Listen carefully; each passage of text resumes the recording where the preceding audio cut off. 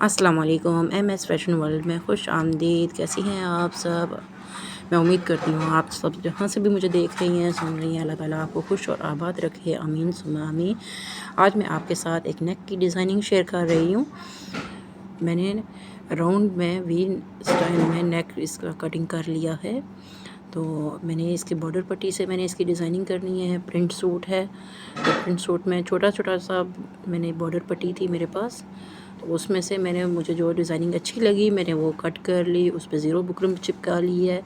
اچھا، نیک کا سائز میں نے 7 انچ رکھا ہے، اور لمبائی بھی اور چوڑائی بھی میں نے اس کی 7 انچ ہی رکھی ہے، اور راؤنڈ شیپ میں نے اس کی وی نیک کٹ کیا ہے۔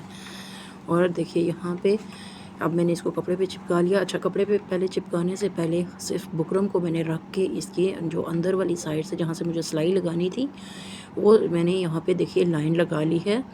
ایک میرے پاس پیٹرن آ گیا ہے یہاں پہ جہاں سے مجھے اس کی ڈیزائننگ کرنی ہے، اور مجھے یہ اندازہ رہے گا کہ مجھے کتنی اس کی اوپر پٹی نیک میں دینی ہے۔ دیکھیے یہاں پہ بارڈر میرے پاس اس شیپ میں تھا، یہ چھوٹی چھوٹی جو پٹیاں تھیں وہ سائڈ پہ تھی، اور بیچ میں یہ اس طرح کے پھول تھے، تو میں نے اس کی جو سائڈ کی پٹیاں ہیں وہ میں نے ایک لمبی پٹی اس کی جوڑ کے ایک لمبی پٹی میں نے بنا لی ہے جو باہر کی طرف میں نے لگانی ہے، اور جو بیچ میں سے یہ جو چھوٹا سا اس کا ڈیزائن بچا ہے اس کو بھی میں نے ایسے شیپ میں لگا کے یہ بیچ میں سینٹر میں نے یہ لگایا ہے۔ تو یہ والی پٹیاں میں نے اس طرح سے ایسے بنائی ہیں۔ زیرو سائز کی بکرم اس پہ میں نے چپکائی ہے، تو اس کی شیپ آپ کی اچھی آئے گی، کیونکہ یہ زیادہ اندر موڑنے کا کپڑا نہیں تھا، بہت ایک پوائنٹ یا دو پوائنٹ میرے پاس اس کے اندر فنشنگ کے لیے میرے پاس یہ کپڑا بچتا تھا، تو اس پہ میں نے زیرو سائز کی بکرم اسی لیے چپکائی کہ میری اس کی شیپ اچھی آئے اور اس کی نیٹ لک آئے۔ تو اب دیکھیں یہاں پہ میں ایک وی سائز میں نے اس کو یہ پیٹرن پہلے لگا لوں گی، ایک پٹی لگا لوں گی، اس کے بعد دیکھیے میں 1 انچ سے 2 پوائنٹ کم نشان لگا لوں گی پٹی کی بالکل سائڈ سے، پھر اس سے آگے بھی میں نے یہی نشان لگایا ہے 1 انچ سے 2 پوائنٹ کم، پونے انچ پہ میں نے اس کے یہ نشان لگا لیے ہیں، تو ایک میرے پاس یہ لک آ گئی ہے۔ اب یہاں سے نیچے سے میں نے پٹی کو ماپ لینا ہے اور 2 انچ کا ایک نشان لگانا ہے۔ یہاں سے میں ایک پٹی اس طرف موڑوں گی اور ایک نیچے کی طرف سے موڑوں گی۔ اب اسی پٹی سے 2 انچ نیچے میں نے ایک اور نشان لگانا ہے، یہاں سے میں نے دوسری پٹی کو ٹرن کرنا ہے، تو یہاں سے آپ نیچے والے جو یہاں پہ آپ نے نشان لگایا ہے 2 انچ کا اوپر اور 2 انچ کا نیچے، ان سے بھی آپ نے پونے انچ کا نشان لگا کے ایک پٹی کو ایک شیپ کو آپ نے ڈرا کر لینا ہے، تاکہ آپ کو اندازہ رہے کہ آپ کی پٹی سیدھی کہاں تک آتی ہے اور کس طرح سے آپ نے موڑنا ہے اس کو۔ تو میں نے یہ پٹی کی جو باہر پونے انچ کا جو میں نے گیپ رکھا ہے، یہ میں نے پٹی کی اس باہر والی سائڈ پہ دیکھیے یہاں پہ پٹی رکھ کے اس کو لگانا ہے۔ اب میں اس کو گلو کے ساتھ چپکا لوں گی، اس کو گلو لگا کے پہلے میں اس کو یہاں پہ رکھ کے ادھر اس نشان کے ساتھ اس کو رکھوں گی اور پریس کرتی جاؤں گی، تو یہ دیکھیے اچھا رہے گا۔ اچھا، اس کا کونا بنانے کا میں آپ کو بتاتی ہوں۔ اب یہاں سے دیکھیے آپ نے ایل شیپ بنا لینی ہے، یہاں سے آپ نے ایک دم سے اس کو فولڈ نہیں کرنا ہے۔ اب آپ پوری پٹی کو یا آگے جہاں سے آپ نے فولڈ کرنا ہے نشان کے ساتھ آپ گلو لگا لیں، اور جہاں پہ آپ نے دوسرا نشان لگایا ہے وہاں پہ آپ اپنا انگوٹھا رکھیں، انگلی رکھ کے اس کو دوسری طرف پٹی کو ایسے شیپ دے لیں۔ جو نیچے سے آپ نے ایل بنایا تھا، جو نیچے والی پٹی تھی آپ فولڈ کرنے والی، اس کو آپ نہیں کریں گی فولڈ پہلے ہم دونوں لمبی والی سائڈ چپکائیں گے۔ اب دوسری سائڈ پہ دیکھیے یہاں پہ میں نے گلو لگایا، اور یہاں سے ہمارا یہ بالکل شارپ اور ایک کلین لک ہمارا یہ یہاں سے کارنر بن گیا، بالکل بغیر کسی ٹینشن کے اور ایزی۔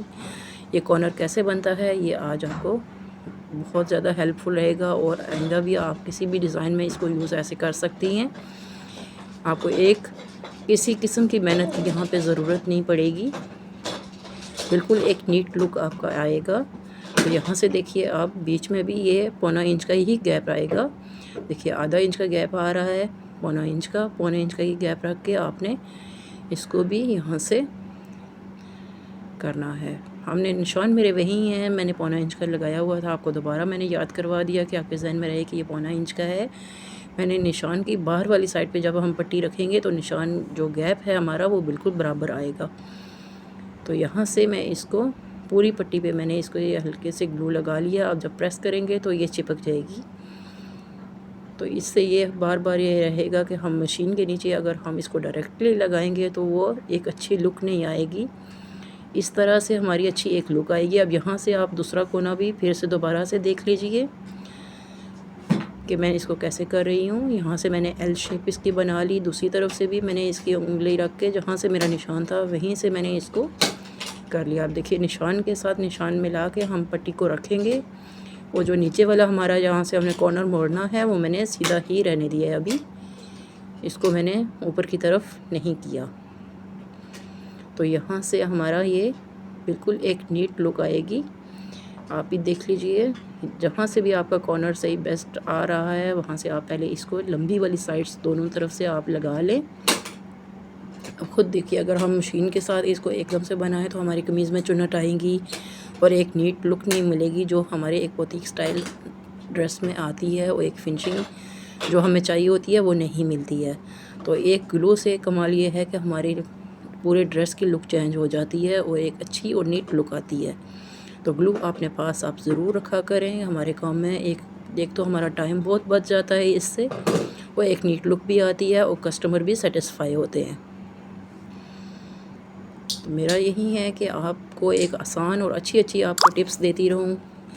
تو اگر میرا یہ آپ کو آئیڈیا اچھا لگا ہو تو پلیز میرے چینل کو سبسکرائب کریں، لائک کریں اینڈ شیئر کریں. اب ہم اس کو سٹچنگ کر لیں گے. تو دیکھیے یہاں جیسے جیسے یہ میری پٹی کی شیپ آ رہی تھی میں نے ویسے ویسے ہی اس کو سٹچ کیا. اور دیکھیے کوئی چنٹ کوئی کھچاؤ نہیں آیا. تو یہی ہماری یہ سب سے پہلی ترجیح یہی ہوتی ہے کہ ہمارے کپڑے میں کھچاؤ نہیں آنا چاہیے. کسی بھی ڈیزائن کو ہم ڈرا کر رہے ہیں یا بنا رہے ہیں تو اس پہ کھچاؤ نہیں آنی چاہیے، ایک نیٹ لک آنی چاہیے.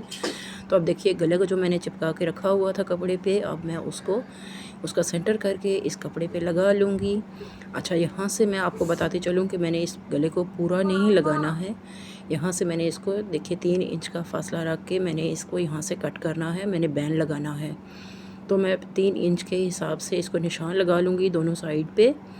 اور پھر میں جہاں سے مجھے 3 انچ کے نیچے سے میں اس کی وی شیپ کٹ کروں گی اور وی شیپ پہ میں سلائی لگا کے اس کو پلٹ لوں گی. تو اگر آپ کو بین نہیں لگانا تو آپ پورے گلے کو سٹچ کر سکتی ہیں. میں یہاں سے 3 انچ کا جو میں نے نشان لگایا ہے یہاں سے اس کو سٹچ کر کے پلٹ لوں گی اور کندھے جوڑ کے اس کو تیار کر لوں گی. تو اس کے بعد پھر میں آپ کو دکھاتی ہوں اس کی ایک پوری فل لک دکھاتی ہوں بین لگا کے. بین کا آئیڈیا میں نے یہاں پہ آپ کو نہیں دے رہی ہوں، میں نے آپ کو صرف ڈیزائننگ کا آئیڈیا دینا ہے. تو بین میں آپ کو انشاءاللہ بہت ایزی طریقے سے لگانا بتاؤں گی اگلی ویڈیو میں. تو اگر آپ میری ویڈیو کو لائک کر دیں، میرے کمنٹ کر کے اگر آپ کو کسی بھی قسم کا کوئی مسئلہ ہے، کوئی آپ سلائی سیکھنا چاہتی ہیں تو آپ مجھے کمنٹ کر کے بتا سکتی ہیں. میں آپ کو ایزی طریقے سے سٹچنگ سکھاؤں گی یا آپ کو وہ پرابلم سولو کر کے بتاؤں گی. تو میرے چینل کو لائک کریں، سبسکرائب کریں اینڈ شیئر کرنا مت بھولیے گا. اور بیل آئیکن کو ضرور دبائیں تاکہ میری ہر آنے والی نئی ویڈیو آپ تک جلد پہنچ سکے. دیکھیے یہاں سے اس طرح ہم کر لیں گے. پہلے آپ نے اس کو سینٹر سے ضرور سلائی لگانی ہے اور اوپر سے بھی آپ نے صحیح پکڑنا ہے یا پن لگا لیں تو آپ کو یہ بالکل ایزیلی آپ یہاں سے سٹچ کر سکتی ہیں. اب میں نے جہاں سے 3 انچ کا نشان لگایا تھا اس کے بالکل اینڈ سے وہاں سے سٹارٹ کر کے یہ وی شیپ جو ہماری آ رہی ہے اسی کو میں نے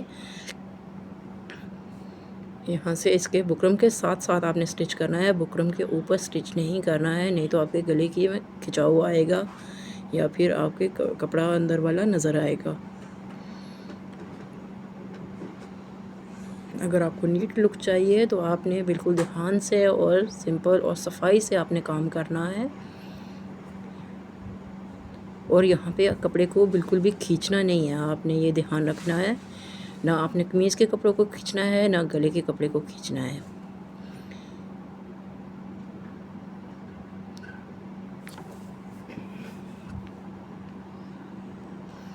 اب یہاں سے میں اس کی کٹنگ کر کے اس کو پلٹ لوں گی، سیٹ کر لوں گی. اچھا پلٹ کے اس کو پریس کر کے پھر آپ جو یہ وی کی شیپ ہماری آ رہی ہے جو سلائی لگائی ہے ہم نے اس کو بھی آپ سٹچ بھی کر سکتی ہیں اور آپ اس کو ترپائی بھی اسی وقت کر سکتی ہیں جیسے آپ کو ایزی لگے. میں یہاں پہ اس کو گلو لگا کے پہلے سیٹنگ کر لوں گی اور بعد ترپائی میں اس کی اینڈ پہ کروں گی جب میں بین لگا لوں گی. میں نے یہاں پہ اس کو ایسے چھوٹے چھوٹے نوچز لگا کے اس کو پہلے سیٹ کر لیا، پریس کر لیا ہے، پھر میں نے اس کو پوری ایک نیٹ لک میرے پاس آ گئی ہے۔ میں اس کے کندھے جوڑ کے اس کو بین لگا لوں گی اور میں آپ کو اس کی پوری فل لک دکھاتی ہوں کہ کتنی پیاری آئی ہے۔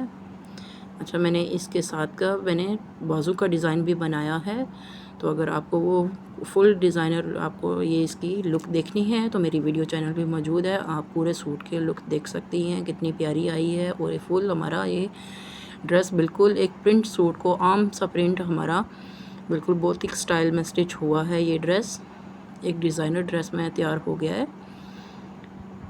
تو آپ اس کی فل ویڈیو دیکھ سکتی ہیں، میرے چینل پہ موجود ہے۔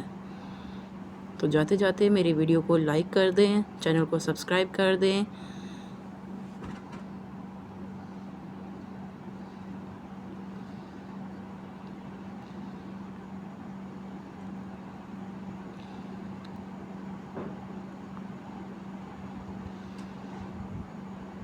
دیکھیے، اگر آپ کے پاس لون ہے تو آپ اس طرح بھی، میں آپ کو بتا رہی ہوں کہ آپ اس طرح بھی کر سکتی ہیں۔ اگر ہمارے پاس لون ہے یا کاٹن ہے تو ہمارا کپڑا یہ ہاتھ سے بھی بالکل سیٹ آ جاتا ہے،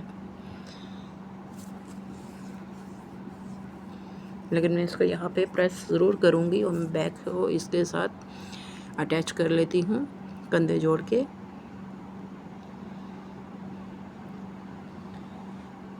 اچھا، بیک پہ اس کے سارا پرنٹ تھا، اس طرح موٹا موٹا پرنٹ بنے ہوئے تھے، فلاور بنے ہوئے تھے، اور آگے والے سائڈ پہ ہمارے یہ سرکل بنے ہوئے تھے، تو بڑا پیارا سا یہ پرنٹ آ رہا تھا۔ اب اس کے کندھے ہم جوڑ لیں گے۔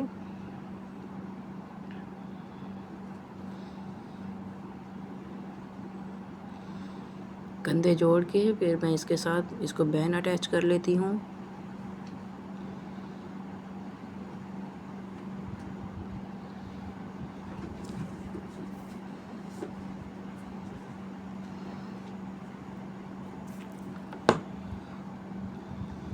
اچھا، یہاں سے آپ نے کپڑے کو بالکل صحیح سیٹ رکھنا ہے، آپ نے دیکھنا ہے گلے کو کپڑا آپ کا کدھر آ رہا ہے، یہاں سے آپ نے صحیح سیٹ کر کے برابر کر کے پھر آپ نے اس کو سٹچنگ کرنا ہے۔